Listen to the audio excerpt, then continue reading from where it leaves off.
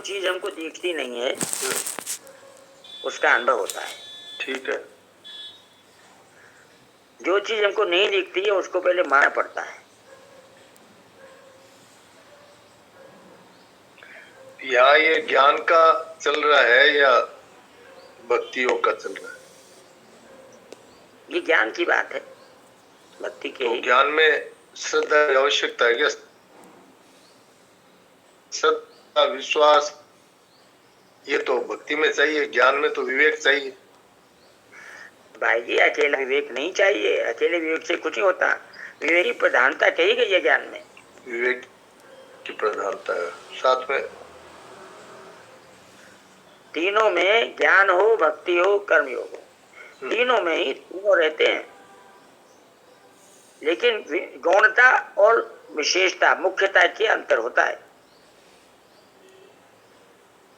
नहीं, जैसे कोई आदमी परमात्मा को नहीं मानता, खाली ब्रह्म में स्थित होना चाहता है, दुखों का अत्यंत अभाव चाहता है, ब्रह्म में जो परमात्मा, ब्रह्म का जो आनंद है वो लेना चाहता है, वो परमात्मा को नहीं मानता, तो उसमें तो विवेक की आवश्यकता है। असत का त्याग करते ही, संसार से संबंध विच्छेद होते ही उसकी स्थिति ब्रह्म में हो जाएगी। ब्रह्म और परमात्मा अलग अलग हैं क्या? वही मैं पूछ रहा हूँ आपसे। नहीं है भाई जी, अलग। ब्रह्म, परमात्मा और भगवान तीनों एक है। भागवत का श्लोक है। और ईश्वर? ईश्वर मालिक को कहते हैं। हाँ, मालिक को तो कहते हैं, वो इनसे अलग है क्या? और क्या, वो तो अलग है। ब्रह्म, परमात्मा और भगवान एक ही है क्या? जी हाँ। हम तो मानते हैं भगवान को, सगुण रूप से मानते हैं, ऐसा ही सोच रहे हैं। और ब्रह्म जो है वो जो सत्ता हमारी होने वाला है, जो स्वरूप है। भगवान सगुण साकार है, परमात्मा निराकार है और ब्रह्म निर्गुण निराकार है। और ईश्वर? ईश्वर की अगर आप संगति मिलाएं तो परमात्मा के साथ मिलेगी। ठीक है। वही 1861 में आता है आचार्य जी, ईश्वर सर्वभूतानां तिष्ठति। जी। तो यहाँ ईश्वर क्या हुआ? ये परमात्मा, ये परमात्मा अंतर्यामी परमात्मा, व्यापक परमात्मा। जी जी। तो मतलब ये कल स्वामी जी ने बताया था कि तो कभी तो अपने बोलते हैं कि ब्रह्म जो है वो राम एक बोलो, एक आदमी बोलो एक बार। हाँ, मैं ये बोल रहा था, इसमें बड़ा कंफ्यूजन हो जाता है। इस बात को अपन कई बार डिस्कस कर चुके हैं। ये जो ब्रह्म, ईश्वर, परमात्मा, भगवान, ये सब एक ही है क्या? एक ही तो है ये। अब हृदय में स्थित है भाई जी। तो कहाँ ढूंढ बंदे, तुम कहाँ ढूंढ रहा है? तू तो, मैं तो तेरे हृदय में स्थित हूँ। ये आठ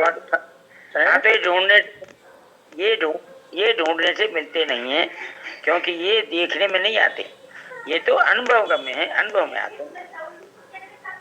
हाँ जी। ये आंखों का विषय नहीं है। जी जी। तो ये एक ही बात है क्या? ईश्वर, ब्रह्म,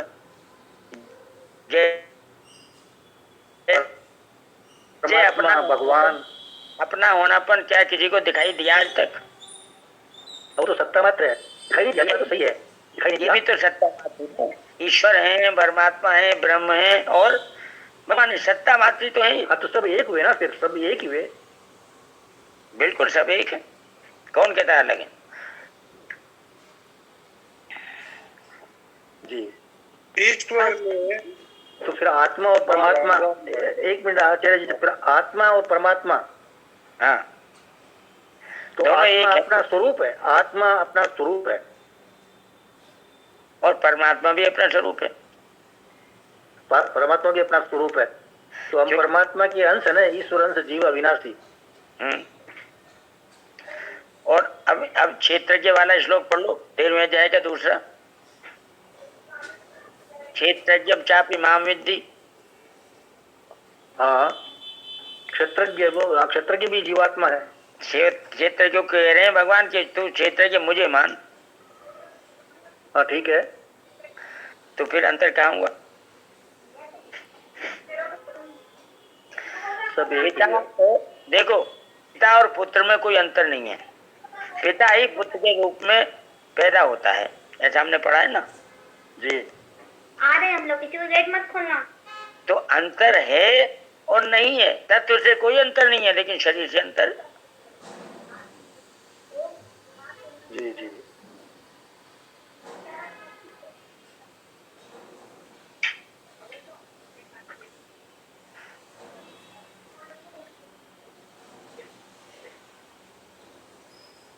तो आचार्य जी, तत्व क्या हुआ फिर? तत्व भाई अपना होनापन ही तो तत्व है। हाँ, तो होना पर परमात्मा भी तत्व है, आत्मा भी तत्व है, सभी तत्व हैं। सब तत्व है। जी, ठीक है, नारायण नारायण। तत्व में कभी परिवर्तन नहीं होता, ये ध्यान रखो। तत्व अपरिवर्तनीय है, पदार्थ परिवर्तनीय है। शरीर पदार्थ है, आत्म तत्व है। आचार्य जी, ये जो नाशवान पदार्थ प्रकृति है, संसार है, शरीर है, मन बुद्धि है, इंद्रियां है, इनमें तो किसी को भी डाउट नहीं है, ये तो नाशवान है, ये प्रकृति के हैं, ये हमारे स्वरूप से अलग है, इसमें तो कोई को भी संदेह नहीं है। किंतु ये जो बीच बीच में ये खड़ा हो जाता है ना, ब्रह्म, फिर ईश्वर, फिर परमात्मा, फिर भगवान, फिर तत्व, इसमें आप बताते भी हैं, जैसे दायमा जिनका पहले भी बहुत चर्चा हो चुकी है। हाँ जी। फिर हम ये ऐसे भी देखते हैं कि इनमें ये जो प्रपंच है, इसमें ज्यादा झमेले में अपने को जाना नहीं है, ऐसे भी बातें होती है। तो जो भी है ठीक है, आपने जो बताया ठीक। जब भी भाई जी तत्व की बात आए तो आप अपने होनेपन को देख लो, जिसको हम अच्छी तरह जानते हैं। ठीक है, ये बात तो समझ में आती है कि हमारा होनापन है, और अपना होनापन तत्व है, और वो भाई जी परमात्मा के अधीन है, वो स्वतंत्र नहीं है। अपना होनापन स्वतंत्र नहीं है।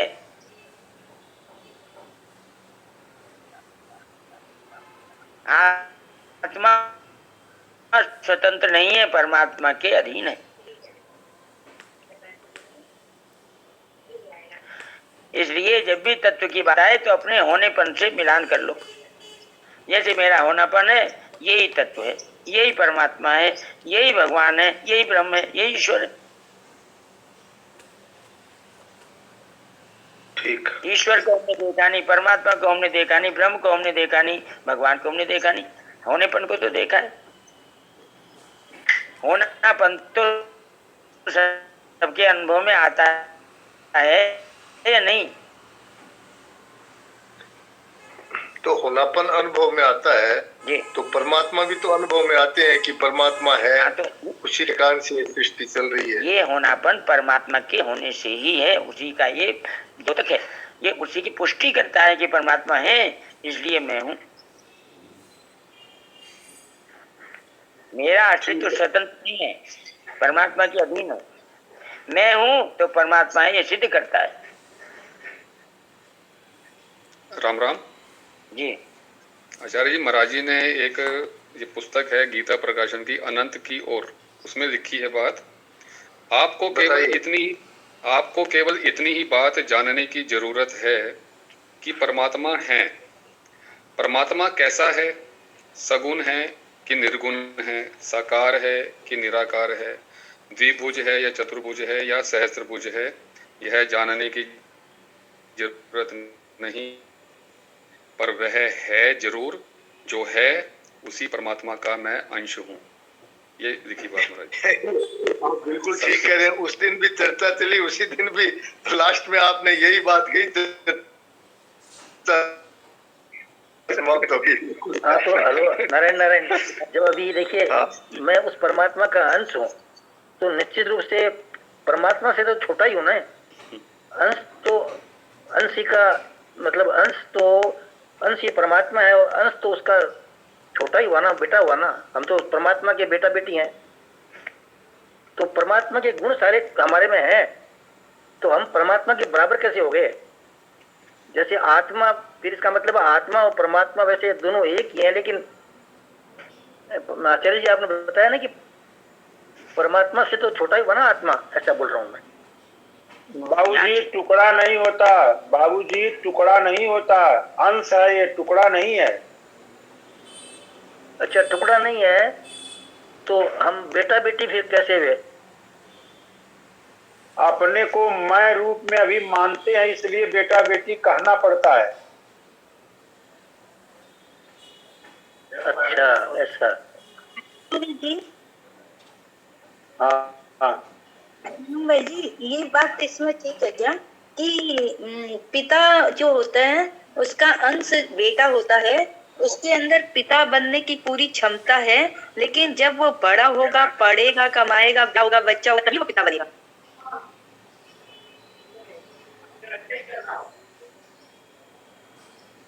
सीधी सी बात है, पिता ही संजायते पुत्र।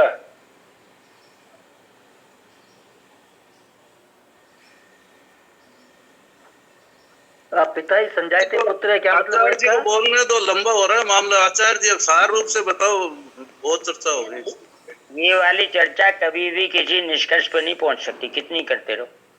जय हो, बिल्कुल यही बात है, एकदम ठीक बात, सही है।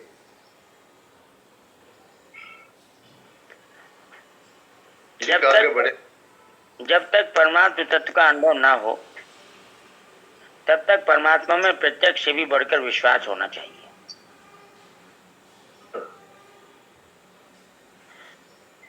वास्तव में परमात्मा से देश काल आदि की दूरी नहीं है, केवल मानी हुई दूरी है। दूरी मानने के कारण ही परमात्मा सर्वत्र विद्यमान रहते हुए भी अनुभव में नहीं आ रहे हैं। इसलिए परमात्मा अपने में है, ऐसा मान लेने का नाम